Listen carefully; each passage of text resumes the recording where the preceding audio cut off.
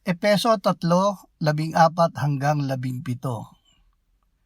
Dahil dito ay iniluluhod ko ang aking mga tuhod sa Ama, na sa Kanya'y ipinangalan ang bawat sambahayan sa langit at sa lupa, upang sa inyo'y ipagkaloob niya ayon sa kayamanan ng Kanyang kaluwalhatian, na kayo'y palakasin ng kapangyarihan sa pamamagitan ng Kanyang Espiritu sa pagkataong loob, upang si Kristo ay manirahan sa inyong mga puso sa pamamagitan ng pananampalataya, kung paanong kayo'y nag-uugat at tumitibay sa pag-ibig. Sa pamamagitan ng pananampalataya, ang paglilinis ng Diyos ay tinatanggap sa pamamagitan ng pananampalataya. Ang pananampalataya ay bunga ng pakikinig ng salita ng Diyos.